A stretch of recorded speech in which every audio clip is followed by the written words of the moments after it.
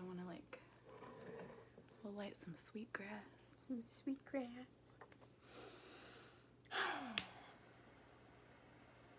Like a blooper. Right.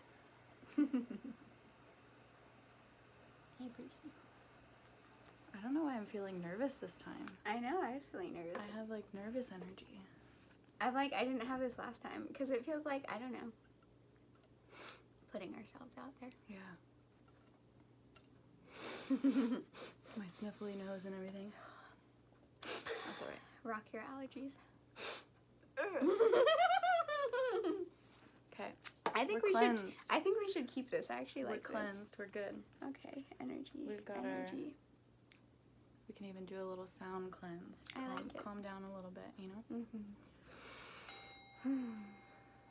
Look at my hand. Yeah. Okay, let's just go.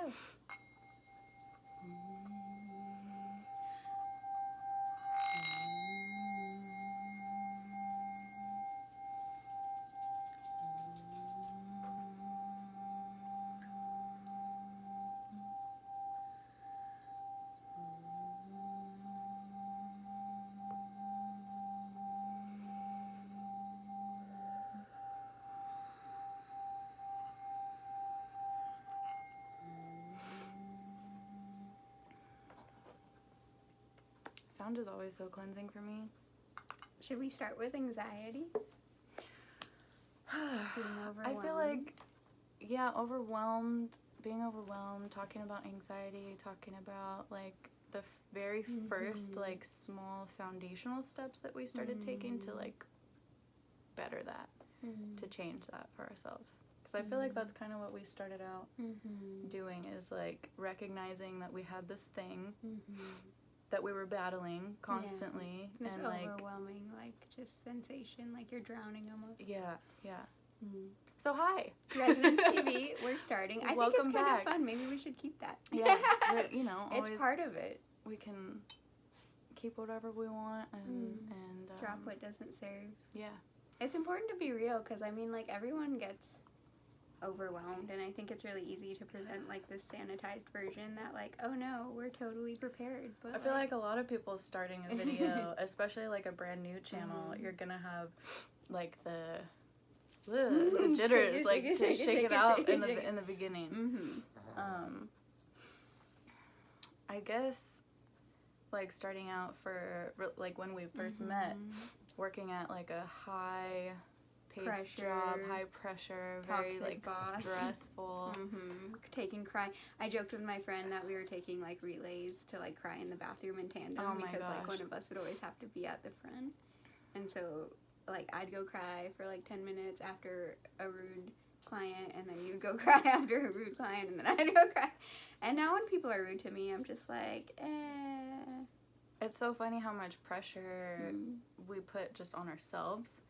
Like the pressures of outside, yeah, they can always like seep in, but like internally, we can put more pressure on ourselves than we realize. Yeah.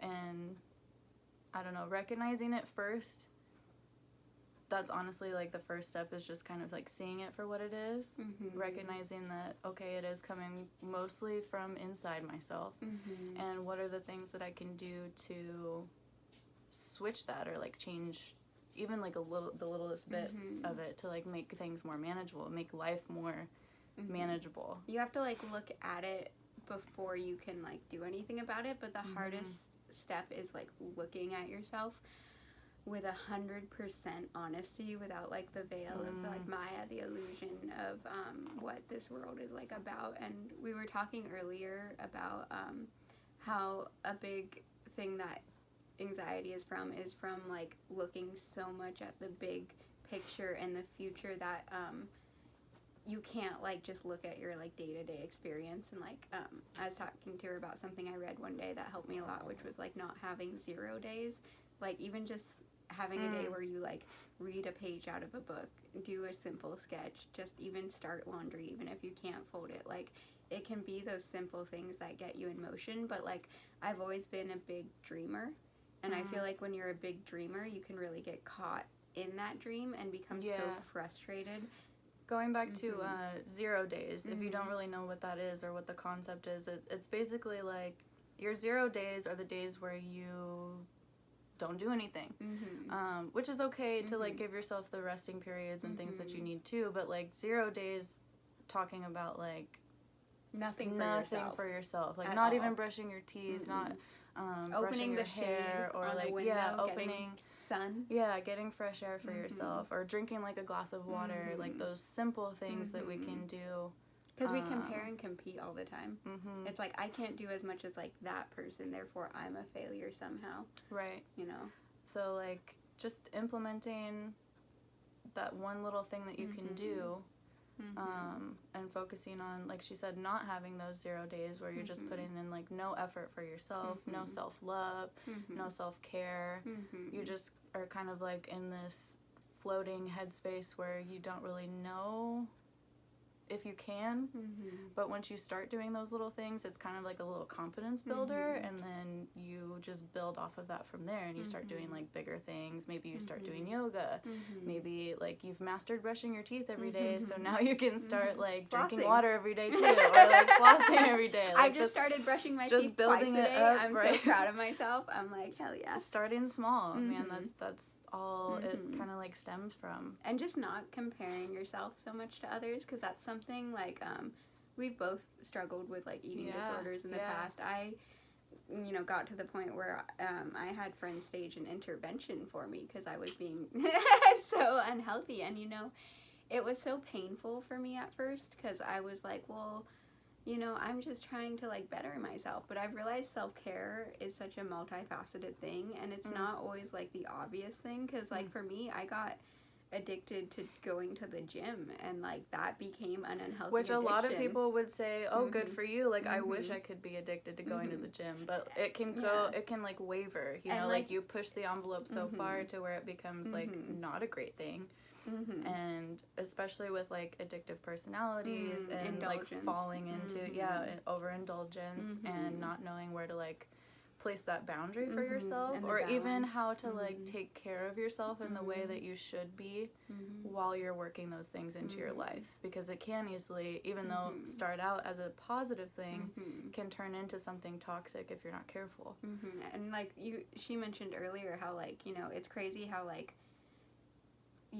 people don't know what it feels like in your body. So a lot of times we're judged for our external being, what we present to the world. And that can be a very painful thing, because you start to limit what feels authentic to you, because you're like, well, this person outside of myself who I think knows better than me is telling me what I'm doing is wrong. And it doesn't mean you don't take into account what those around you say, but you have to like truly start, like your inner self is your best teacher, your inner self is your true guru, your true mirror, but like we don't value our own opinion of ourselves. And we were talking about how it's crazy how like when we were like not eating, people would praise us. Yeah, and I was talking earlier about how like you get so much praise for taking those steps and like getting skinnier, or like it from the outside may look like you're getting healthier, but on the inside you're like internally struggling, and you're really trying to like conform to this certain image or identity that you feel drawn to for whatever reason. And that praise and those comments gets addicting, because you're valuing that external opinion so much more than your own feeling.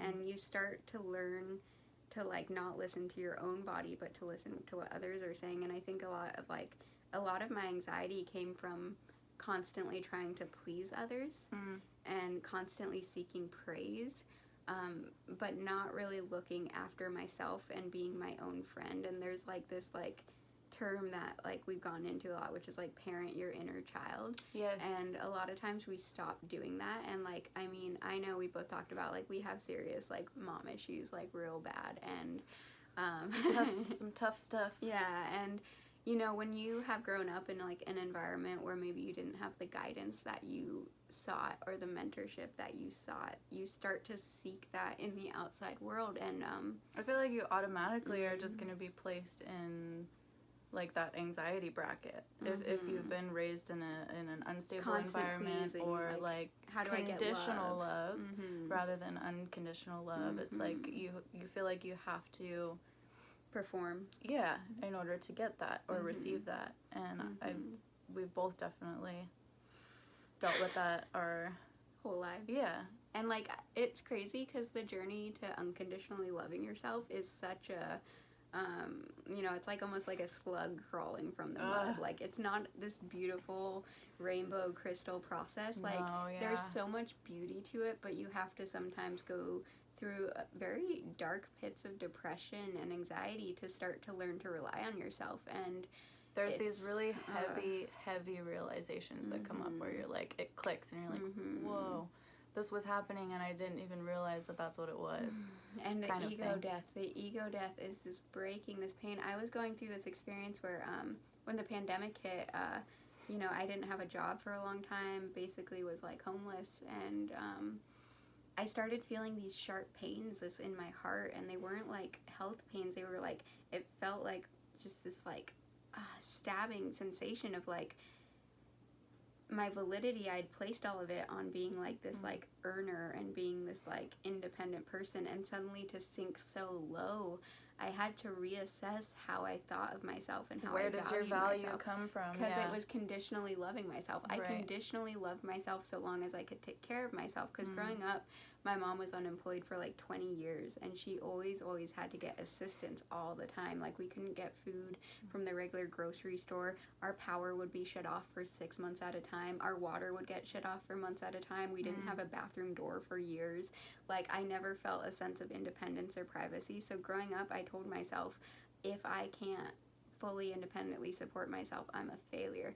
And we start to build these mindsets up because of what we're observing as children. And children are so, like, we're, they're little sponges, and we're going to take in everything that is surrounding us. And I feel like, as we go along and we're willing to dive a little bit deeper into those things and really start to just ask the question of like, why am I this way?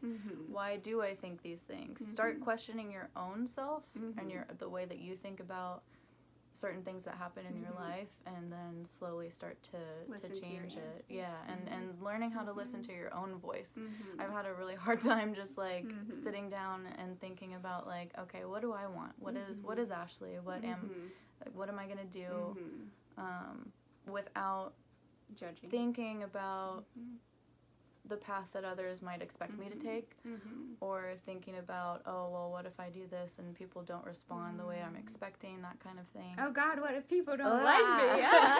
And it's, God. It's freeing when you can kind of just let go of that, even though we're human and it's going to, like, creep back up sometimes anyways. Like, it's the continual step of stepping into the observer. Yeah. You're observing yourself. Yes. You're not judging yourself, and you're not judging your judging. You're just observing yourself move through the world. And it's hard not to. Like, we are judgmental creatures. Reactive. That's how...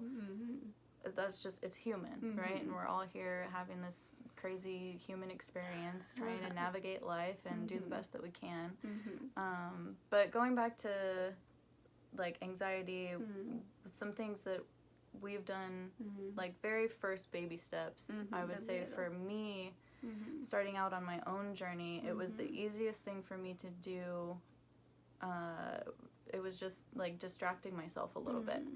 Because for me, my brain would just constantly race, and I would just fall into these patterns of, like, thinking about situations or conversations, and just, I don't know, feeling like, oh, I should have said this differently, or I should have done that, blah, blah, blah, whatever. Yourself. Just, like, a constant cycle of, like, guilt and judgment and, like...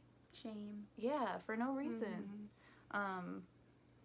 The mornings especially were, like, really, really hard for me to deal with. That's when, like, it would just kick in.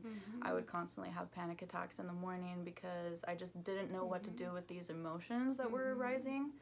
And for a long time, I didn't even know I had anxiety.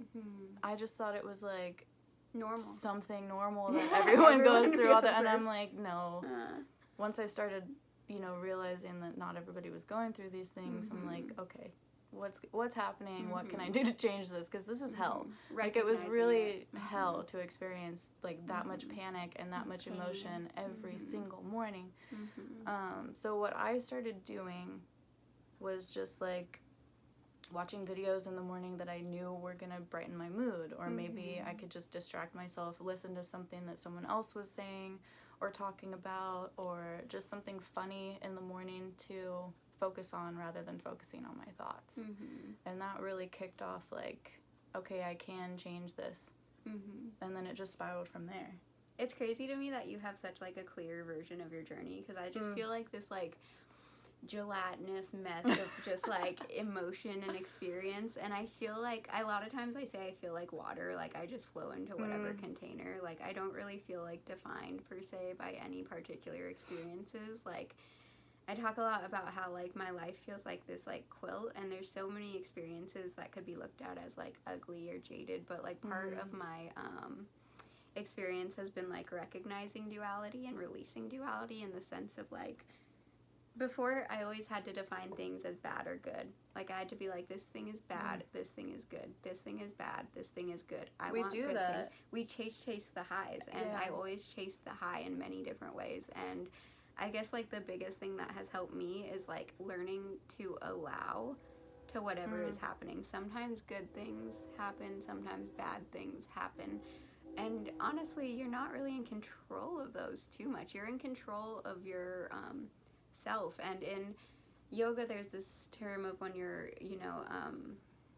in a state of focus, or you're trying to do a balancing posture. It's called the drishti, and it's, you find a center focus. So you find a point in the room, or you find a singular intention, and you put your focus on that, but then you allow your periphery to kind of, like, fade. And a lot of my struggles came from trying to know every detail of every single picture all the time. Every single moment, I had to know all the details. I had to control the flow. I had to be in charge of my life. And now I've realized, like, I'm not in charge of my life.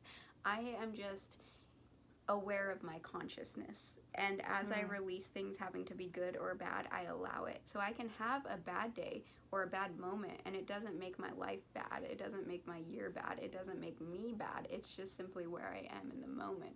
And we were talking a lot earlier about finding the little things, because, like, a lot of my friends are so surprised I'm handling this divorce thing so well. And it's because, like, I'm not fearing the change. I don't fear or have any expectations for the future. Instead, it's allowed me to see how much beauty that there is in myself, in the world, and I'm allowing myself to fall unconditionally in love with myself. And it's so funny, because something that's such a painful, like, I'll tell people just casually, and they're like, oh, I'm so sorry, and I'm like, no, I'm doing great. And it's because I'm not so concerned about where I'm going. I just know where I am, and learning to just focus on, like, the small things and not be so concerned with the overall picture. Like, my drishti right now, my focus is myself, not in an egotistical way, but in a way where I've recognized I need to fall in love with myself. Well, and like you were saying earlier when we were talking about this, is, like, you have, even though it's, like, something seen as such a negative change or, like, disruption in your life when a divorce happens, there's still a lot within that to be grateful for, because it could be a lot nastier than it is. It could be, if you were fighting and clinging. Right. In Hinduism, there's the goddess Kali, and she is the goddess of destruction, and she is a terrifying image to some people, but she is also, like, you have to destroy to create. And I always talk about destruction brings creation. Burning through that which doesn't serve, and it's even a really though it sucks, scary thing. Yeah. And it hurts, and it's dark, and it's deep, and it's, like, digging all this out of you. Like the phoenix, it's like sometimes you need to, like, rise from, from the mud comes the lotus. Sometimes you need to have that mud to allow something truly beautiful to blossom. And something I really realized is I was so focused on external validation that I stopped searching for myself. And now I feel like every moment of every day I'm going deeper and deeper and deeper within, and it's such, like, a beautiful yet painful thing. But you don't really grow when you're comfortable, to be quite honest. It doesn't mean I know, it sucks to hear it. It sucks to hear it. I used to hate hearing that shit because I'm like, but I like my little comfort bubble. Like, why can't I just be comfortable the rest of my life, be happy? Like, happiness isn't something that you arrive at. It's a state of being. It's not. It's like it flows. It flows in and out. Yes, you can be internally happy, but the outside is always going to challenge that. You're always going to have certain things that come in your life where you're like, whoa. Yeah. Okay, where'd the happiness go? Because it's you know, this isn't making it very easy. But you know, going back to just being grateful for the little things, finding. I'm grateful for you. Yeah, I'm grateful for you. Nice. But yeah, just I don't know, switching a little bit of that mindset, rewiring the neural pathways. It's easy to fall in the like, oh, woe is me, or the victim mindset. And that's so crazy because you feel like you're benefiting other people when you put yourself down. You're like, well, if I'm putting myself down, I must be in the right because obviously everyone is better than me. Like somebody else has all the answers. Yeah, right? But they don't. And if they tell you they do, they're fucking. No, sorry. I don't know. They're lying. They're lying because no one has all of your answers. They maybe have directions that can help you find certain parts of yourself. But like, if someone tells you they know the secret to you, they don't. They know what works for them. They know their own journey, and that's pretty much it. I mean, people have similar experiences, so they can relate and you can talk about and share those things, but nobody has, like she said, the answers for your own journey and your own self, and it sucks because a lot of us just want someone to give us the answers. Like, just tell me what to do, and then I'll be better. Like, I know somebody that's going through kind of their own spiritual awakening right now, and they're kind of like, you know, trying to find themselves, as we all are, and like trying to find the next direction that they want to go. And they're like, Spirit, just tell me. Like, can you just give me a definitive answer? Like, what should I do next? And you're never really going to get that externally. That's something you just have to decide. And you have to learn your own language, too, because we all have different languages. And that's something that took me a long time, is to learn to listen. Because I honestly used to just feel like I was a head walking around on a body.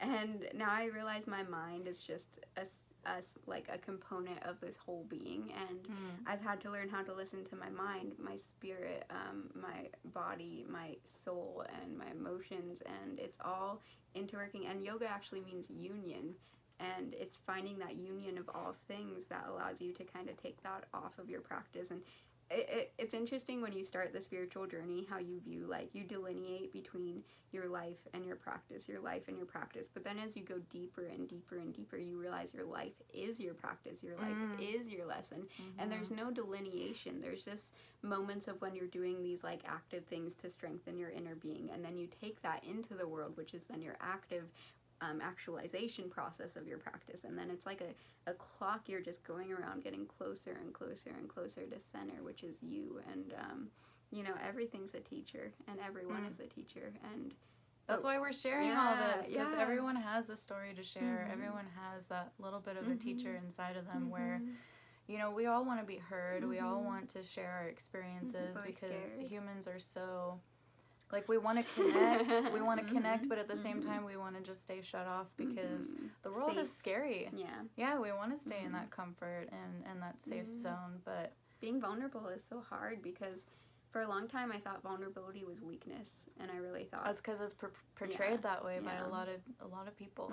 And it's like, oh no, you have to be tough, you can't show emotion, you can't share. Like, for the longest time I'd have trouble telling people I used to be super suicidal, but now I'm like, how many people have felt those intrusive thoughts where they're like, I could walk into traffic, I could jump off that bridge, I could do this thing. You know, it's a scary thing to admit, but admitting it is the first step of recognizing, like, whoa, I'm not talking kindly to myself, and I deserve kindness. And what really helped me switch was saying, like, would I talk to a friend like this? Like, if I was talking to Ashley, I would never go, like, do it. I'd be like, oh honey, no, come here, please, let's drink tea. Let's like, can we talk? And so why can't we do that to ourselves? And learning to be my own friend is probably the biggest thing that I can share. And it's really like, I mean, this whole conversation has felt like coming to that point of just like be your own friend so you can be better to others. Be good to yourself so you can be good to others. Because a lot of times we sacrifice from our own cup to pour into others. And then we're like, why do we feel so drained and tired? But if we can fill ourselves up so much, it just spills. Like, start with yourself. Thing. You know, start with yourself and then worry about other people and then worry about what you can give. Because if, like she said, if you're pouring from an empty cup, if you're never doing anything to fill that up for yourself, that self-care, that love, self-talk is really important too. I had to work a lot on the internal voice. Yeah, internal voice, switching, you know, and going into like toxic positivity. It's not that you just want to feel positive all the time, but it's tools that you can use when you are in that negative mindset to switch to a positive if that's what you need. If you need to sit in those negative emotions and feel it and allow it, then do that. Don't don't push away the negative just to be positive all the time, because then it's going to just come to a head and you're going to feel like but also crap. Don't cling to it, because like I used to make a bad moment a bad day. Yeah. Like if I had a bad moment with like a rude person, I took on their rudeness. But it's interesting because now when people are rude to me at work, I work in customer service, it's like I start to like just ask them like, are you okay? And a lot of times it's like, oh, my mom's in the hospital and she has cancer. Oh, like my car broke down this morning and I don't have money to fix it. Or, oh, like I'm dealing with this. A lot of the times it's coming from somewhere else, and that's why you have to kind of like take a step back and not take things personally when things like that happen. I'm not a perfect person. I used to take things personally, and that's where the sadness would come, and that's where you would Why don't they like yeah, and it has nothing to do with you. 9 times out of 10, it's just something that they're struggling with, they're dealing with, or they don't know how to confront, so they just take it out on whatever's happening around them. So learn to love yourself is basically what we're trying to say. The point of it all. Love yourself and just kind of take that time that you need. To make sure you're getting what you need. Fill your own cup. Do things that are kind like the for yourself. Yeah. And explore yourself. Don't be afraid to kind of try different things here and there, because I like fire. Not the same thing. What works for me might not work for you, and vice versa. But as long as we can share, then maybe there's some form of something that will cross over and help. Let you blossom. So blossom, my friends. Thanks for hanging out with us. Yes. Buongiorno. We'll be back next week with another just sit-down conversation just like this. Obviously, we're trying to keep things unedited. Authentic. A little bit rambly, but that's okay, because it's just conversation. We want to bring out conversation and get you guys talking about things. And just be real with you, because like honestly, no one's perfect, and it's important to realize that you don't have to present this, you don't have to be so concerned with what other people think of you, because people are going to think all sorts of things. What matters is what you think of you. And so if you can put something out there and love yourself and do it for that love, not for others, as you know, selfish as it may seem, do it for yourself and everything else will blossom. Namaste. Yes.